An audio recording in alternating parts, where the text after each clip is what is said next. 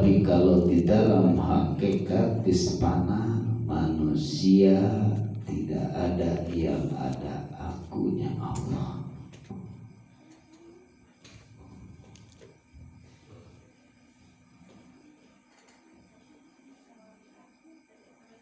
Maka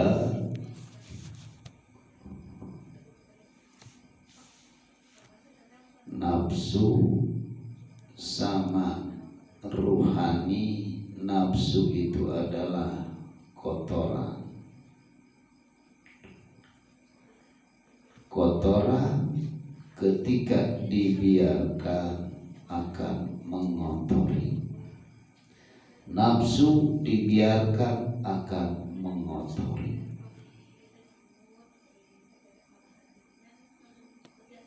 Jangan sampai nafsu yang tak bisa apa-apa menjadi bisa apa-apa.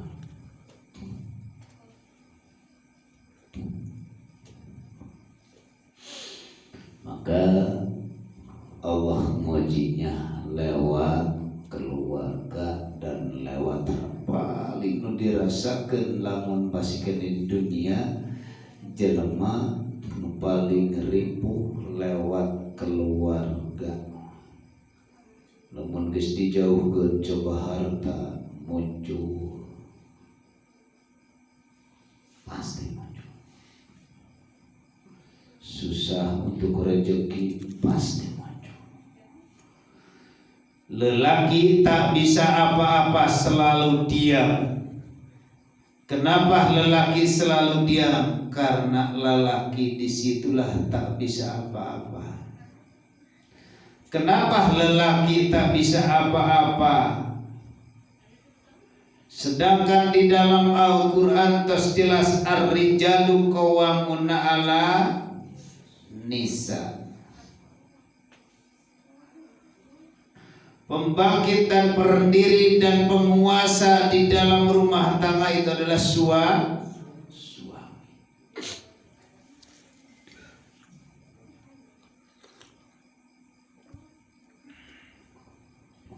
Ketika suami yang selalu berperan dengan segala apapun akan terwujud dan mulus, ketika terkecoh dengan hawa nafsu pun bisa cepat selesai. Kenapa lelaki itu banyak diam? Karena lelaki itu banyak diam bukan diam takut ditinggal istri, bukan.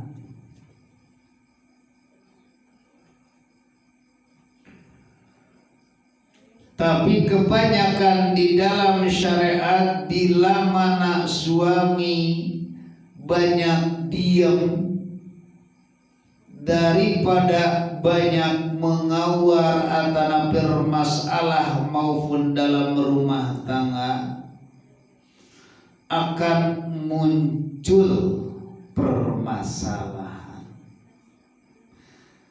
Maka disitulah lelaki paling banyaknya ngopi, ngarokok, banyaknya bikin strategi. Sekarang lelaki banyak terbikin strategis, ngopi, ngarokok, pemajikan, ngawek-wek, krek di dapur. Tapi lelaki itu ngomong dalam ngomong dilawan, bakal masalah menyakiti menjadi pemajikan. Menyakiti dengan cara apa? Dengan cara ucapan. Sedangkan ari istri bila mana disakiti dengan cara ucapan lain, selesai masalah. Bahkan bakal dibongkar bijil deui. Sabaja ngabongkar deui nu baheula.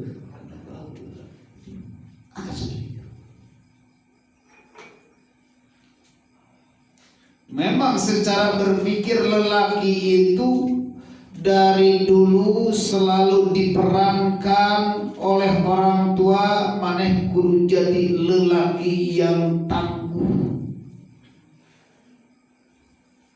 maneh kudu jadi lelaki yang pejabat, maneh jadi lelaki yang pintar, maneh dia lelaki yang bertanggung jawab. Itu kata-kata orang tua dari dulu emang seperti itu.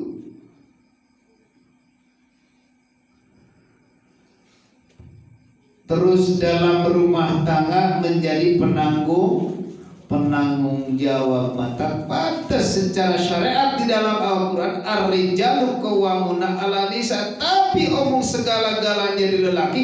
Tapi kenapa lelaki selalu banyak diam daripada banyak ngomong? Bila mana dia sedang berseteru dengan pemajikan. Nah, kita secara syariat seperti itu. Daripada kita omongan lamun diomongkeun ku ngebeledag da mata tepingan kalahkeun teuing. Daripada diomongkeun dia nyerian pemajikan kabur tutuna aing-aing kan. Cicinge tutuna reup sare ngaheran gitu. Terus kadang-kadang gitu lah.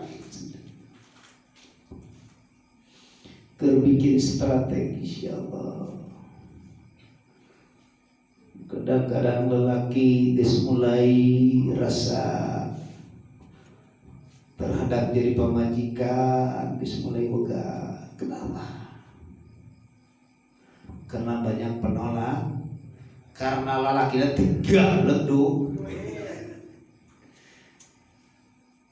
Dagang duit pasti.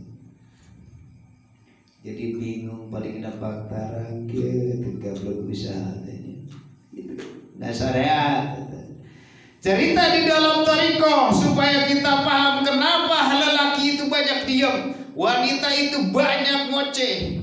Kalau secara syariat seperti itu, bila mana sekarang dalam tubuh manusia masing-masing isi rek pamegetah adalah jasmani sama rohani. Kenapa ruhani selalu diem? Kenapa keinginan jasmani selalu ngoceh? Logikana di tadi innallaha la yastahi ayadriba masalama baudatan. Ketika manusia sekarang hati kita selalu diem. Ketika keinginan jasmani, masya Allah, hayang beli baju, hayang beli kopiah, hayang beli itu, hayang beli itu. Karena keinginan hawa nafsu terus dilaksanakeun kajeun teh nganyuk emok di ieu mah. Ya Allah, keinginan hawa nafsu. Padahal cuma di dunia. Kumaha ari hate? Diam we aing. Padahal majek hati hedanya itu tematak jasmani kita ini adalah wanita, kewanitaan, hawa nafsu lama kelamaan akan mengotori mata hati cicing kumasia lewat mana lewat pikiran. Sekalipun ayeuna urusan masalah malia harta sekarang ke akhirat pun sholat menuju ke Allah masih kene ketika manusia hatena masih tertutup, masih kene bersandar kesenangan hawa nafsu. Naon hawa nafsu? Ganjaran. Naon hawa nafsu? Surga. Naon ari ganjaran? Teuing teh nyaho. Naon ari surga? Kesenangan. Berarti kesenangan masih memikirkan keinginan hawa. Ajeng ruhani mana? Masih. Sekalipun orang yang menyembah kepada Allah, sekalipun orang yang sholat, sekalipun orang ngaji, masih bersandar bersama mata hatinya masih kere buta, masih jadi dajjal. Maka disitulah manusia nu diteangan, jangankan di dunia sekarang di dunia ke akhirat oke masih menyembah coba tingkatkan, bukan salah tapi harus ditingkatkan. Dulu memang bersandar kepada ayeuna makhluk yang dinamakan padilah, yang dinamakan surga. Coba sekarang tingkatkan untuk menuju kepada Allah. Dulu kan menuju kepada Allah, menuju kepada Allah cuma baru nama. Sekarang bersandarlah kepada Allah dengan wujud Allah. Surga kesenangan hawa nafsu. Terus ketika manusia aurat antara Idris ngaderes apapun Al-Quran, apapun aurat yang dia diwiridkan, masih ruhaniah nak masih kene buta kene gak mau ngaji, gak bakalan ketemu dengan Allah walaupun ngawirid seperti apapun, walaupun gak bakalan ketemu sama Allah. Pasti ketemu jeung karomah maunah antara barokah. Ketika manusia kalau sudah muncul kata maunah atau napi karomah barokah, manusia akan berhenti di situ. Karena di sini sudah muncul keinginan hawa nafsu. Karena kalau sudah datang maunah atau keanehan daripada orang lain, bisa sesuatu bisa lempang naluhur cai. Bisa ayeuna urang ngalaksana kelemah naon ngalak kalapa ayeuna cukup digupayan. Karena di situ sudah wah bangga orang di situ, kalau di situ gak bakalan nyampe. Pasti banjir pujian. Banjir pujian Allah. Bahkan orang yang sudah seperti wah nyium leungeun oge diletakan, dibulak-balik gitu.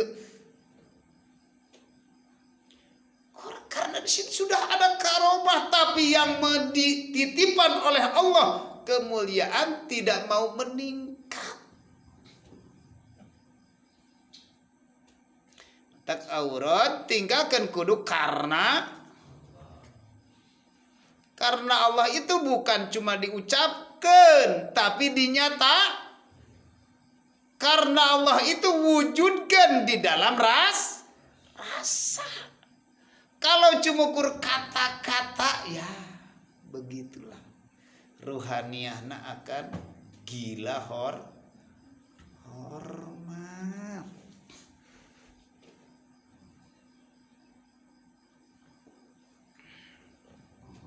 Seandainya Allah nitipkeun lewat barokah alhamdulillah, seandainya Allah nitipkeun lewat karomah bisa sesuatu lewat karomah alhamdulillah, seandainya Allah menitipkan karomah atanapi mangunah lewat aurat alhamdulillah, termasuk alhamdulillah semuanya. Coba jangan berhenti aja di situ. Sebab itu masih kesenangan hawa nafsu. Gak apa-apa, bisa itu, bisa ini, silakan. Gak bakalan melarang, gak bakalan. Karena itu semuanya cara jalan Allah. Cuman orang yang dijalankan ku Gusti Allah teu merasa diri diperankeun ku Gusti. Ketika datang kemuliaan karomah di dalam dirinya, bisa itu bisa ini, merasa bangga karena ini hasil aurat katanya.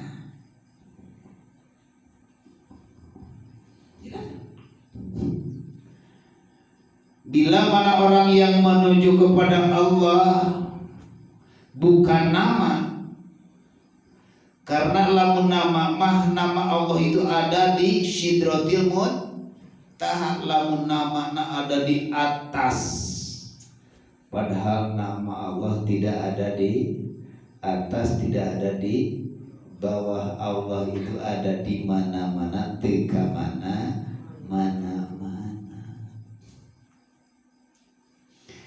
Tapi gini kurang tuh bisa ningali Allah. Maknya Allah ngabohong fa ainillahi ma bis samawati wa ma fil ard fa aina ma tuwalli fasama wajhullah. Dimanapun kita melihat, di situ adalah wajah Allah. Silakan aktifkan fisik melihat, fisik rohani yang melihat sang kewujudannya Gusti Allah. Allah tekan. Jangan berhenti. Kebanyakan orang yang merasa sampai, orang yang merasa sampai ke Gusti Allah, ini guru aktif.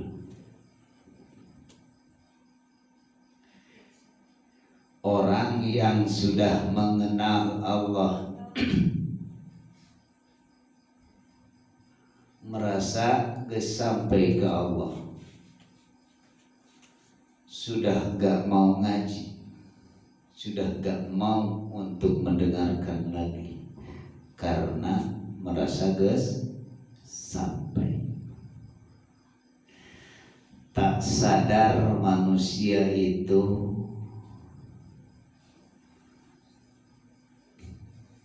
sampai nak ngaji itu sudah tidak ada yang berperan kecuali Allah ataupun manusia.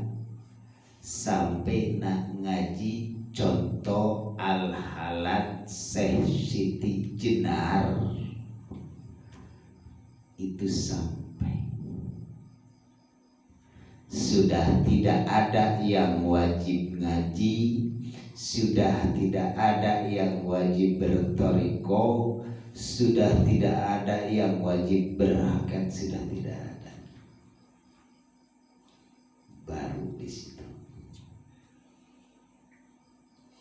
Nah, kadang-kadang manusia kebanyakan tanpa disadari Allah akan menguji bisikan lewat ablasa yublisu iblis. Masih merasa di dalam dirinya, aku sudah berzikir sirul asrar, aku sudah melaksanakan, di dalam hati sudah fana.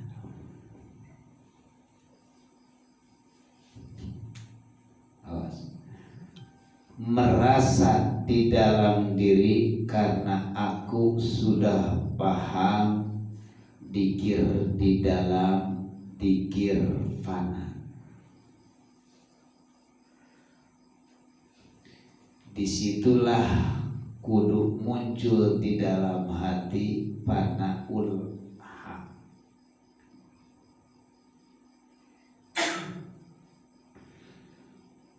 Sudah tidak ada yang mempanakan kecuali yang panah ini adalah akunya Allah. Kata panah pun sudah tidak ada, kata ruksak pun sudah tidak ada, apalagi manusia merasa geus dikir sirul asror. Merasa nih, dikir sirul asror itu adalah dikir rasa, tapi di dalam rasa ini tanpa disadari yang merasa sirul asror itu siapa? Ai orang yang merasakan sesuatu teh contohnya orang kerja, orang teh merasa anu kerja atanapi dipanggil ke Gusti Allah tah itu di dalam hati nu merasa sirul asror nu tanpa disadari. Apakah mungkin makhluk bisa sesuatu lah, bisa sirul asror?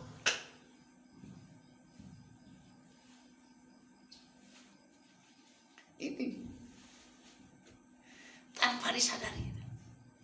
Lamun tingkatan mata disebutkeun panaul kamil, panaul bako.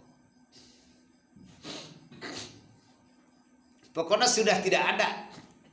Lamun geus kata-kata manusia di dalam dikir, contoh dohirna la ilaha illa ana, sudah tidak ada kata-kata yang bisa panah, yang bisa menuju, yang bisa sudah tidak ada lah. Selalu, nah di situ al-halal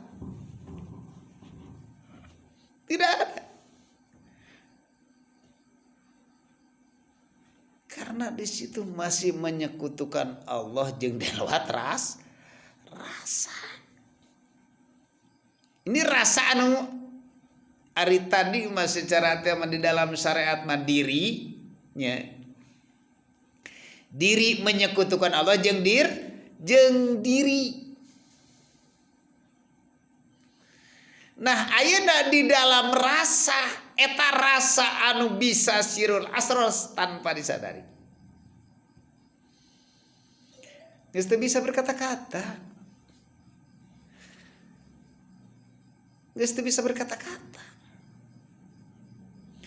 Bukan teu bisa berkata-kata itu bukan berhenti daripada berbicara, bukan.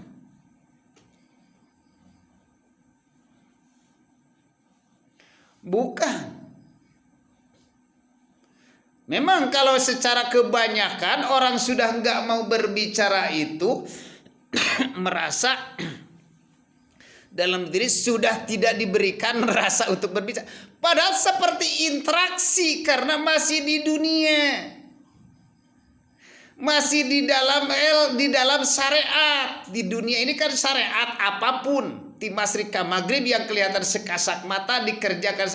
Itu adalah syariat semuanya. Nah, ketika berbicara seperti gini, berbicara dengan orang lain, kita ngobrol dengan orang lain, maka disitulah manusia merasa sibuk dengan dikir, merasa sibuk. Siapa nu merasa sibuk itu coba?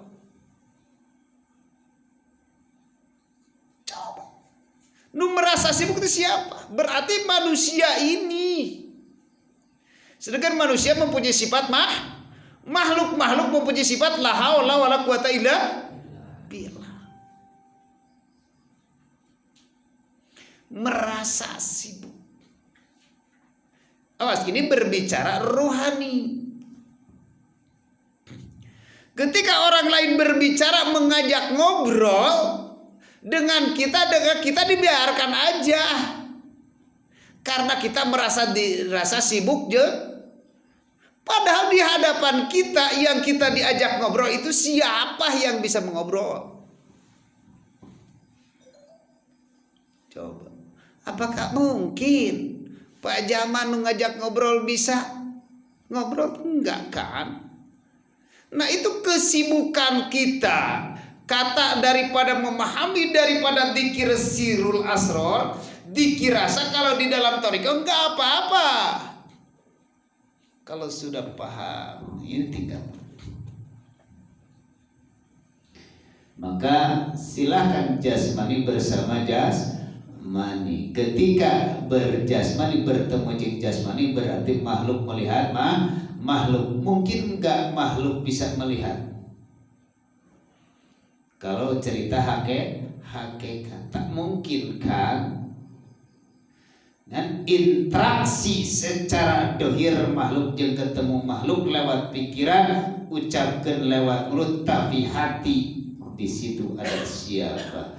Maka disitulah iblis gak mau tunduk, disitulah iblis gak mau sujud. Kenapa? Karena iblis merasa sombong. Rasa sombong itu kalau cerita daripada syariat, nah iblis diciptakan dari api, aku di manusia diciptakan dari tanah. Jadi iblis itu melihat dari secara fisik, tapi di dalam batin kalau kita merasa itu di situ ada Allah, di sini juga ada Allah, jadi semuanya Allah. Ketika kita berbicara, interaksi batin sama batin, gak bakalan mau gibah. Ketika maksudkan gibah pun dia karena sudah lewat makom mahfudnya dirasa gak bakalan ngomongin orang lain. Ketika manusia tanpa disadari keenjoyan ngomong orang lain, bukan mahfud itu mah si Habib.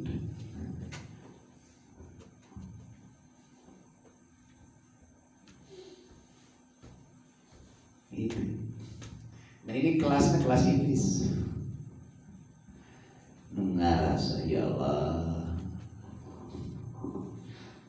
sibuk, itu kan sibuk nanti sibuk dikir. Bahasa orang nanya tengah jawab. Oh itu kudu bahasa kan.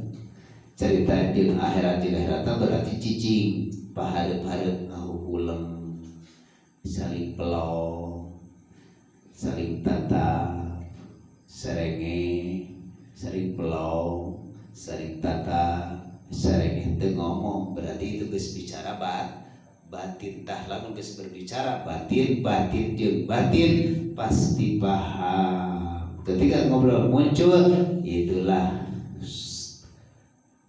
masjid sama masjid, toa sama toa saling tema.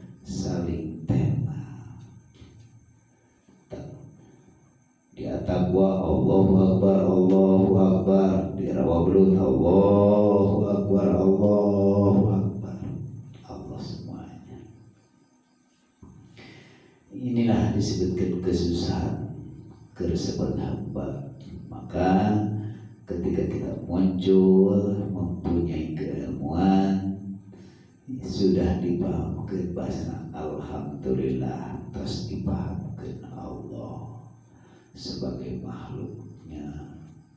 Lewat zikir kita berjalan untuk belajar nafi isbat, belajar ngeuweuhkeun diri, menetapkan kehadirannya Gusti. Ketika sering orang saling menuju kepada Allah, mentiadakan dirinya mengadakan Allah, orang itu akan disitulah muncul rasa kenyamanan, tentram, tenang, tidak terasa tersiksa. Inna awliya Allah la khaufun alaihim walahu. Sanyana kekasih Allah atau wali-wali Allah di dalam hatinya tidak rasa ringan dan rasa bimbang, tidak rasa ketakutan, tidak rasa sakit, tidak rasa lemah. Nah, di situ berarti tidak merasa semuanya. Nah, ketika manusia sudah tak bisa merasa segala-galanya, itulah yang dikatakan rontok, terbakar, mengenal Gusti. Sakit ini urang teu merasa, tapi rasa ini adalah rasa kesusahan secara di dalam syariat pemikiran, tapi kesusahan ini tiada lain adalah susah terus gitu. Susah akibat naon? Akibat terpisah makhluk sama khalik, makhluk-makhluk khalik. Padahal la ma bi jubati illallah, tidak ada di dalam diri ini kecuali jubah na Gusti. Itu alat sesiti jenah kepanangan. Bagaimana secara kita manusia, apakah boleh berbicara seperti itu atau enggak? Kalau berbicara daripada syariat tak boleh. Tak boleh. Kalau orang yang bercerita daripada hakikat, kenapa tidak? Karena yang berbicara bukan dia, kecuali hanya Gusti.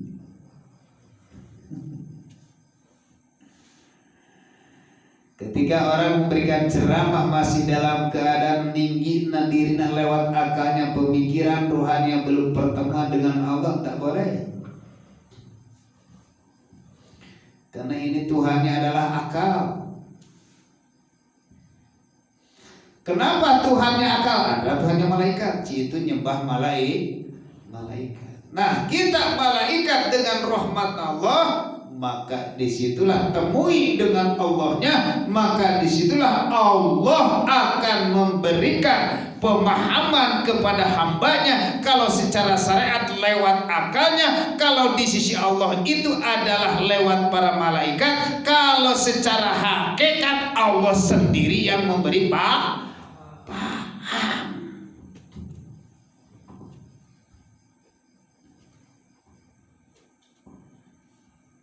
Tadi dalam keterangan itu ngaji ilmu akal. Silakan dengan akal tapi sudah mati. Silakan akal tapi sudah dipaham. Terus